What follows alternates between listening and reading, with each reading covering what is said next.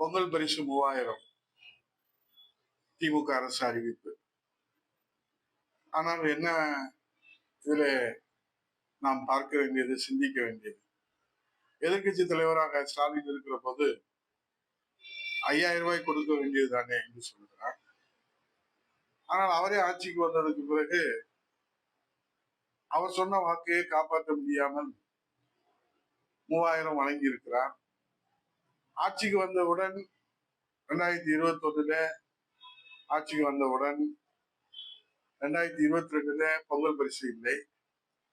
2023, 24 1000 ரூபாய் வழங்குகிறார். 25 பொங்கல் பரிசு இல்லை. 26 3000 ரூபாய் தருகிறார். ஆக இது பொங்கல் பரிசா அல்லது தேர்தல் பரிசா? மக்களுக்கே இதற்கு வெளிச்சம். மடிக்கணினி 4 ஆண்டு காலம் மாணவர்களுக்கு வழங்கவில்லை, இப்போது மடிக்கணினி தருகிறார். இது மாணவர்களுக்கான அறிவு பரிசா அல்லது தேர்தல் பரிசா என்பது மாணவர்களுக்கே வெளிச்சம்.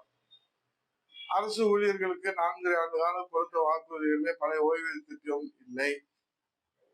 இப்போது பழைய ஓய்வு திட்டத்தை பங்களிப்பு உறுதியுடன் என்று பெயரை மாற்றி இன்னைக்கு புதிய ஓய்வு திட்டத்திற்கான அறிவிப்பு வெளியிட்டிருக்கிறார்கள். இது அரசு ஊழியர்களுக்கான உரிமை பரிசா அல்லது தேர்தல் பரிசா என்பதும் அவர்களுக்கே வெளிச்சம். இப்படி பொங்கல் பரிசு, மடிக்கணினி, அரசு ஊழியர்களுக்கு அறிவிப்பு என்று கொடுக்கிறார்கள். ஆனால் மத்திய அரசு 120 நாளை 125 நாளை உயர்த்தினால் அதில் பச்சை போய் பேசுகிறார் முதலமைச்சர். 125 நாள் வேலை கிடைக்காது. மாண்புமிகு எதிர்கட்சி தலைவர் புரட்சித் தலைவர் எடப்பாடி அவர்கள் அதற்கு விலக்கி அந்த சட்டத்தின் சரத்துக்களை சொன்னால்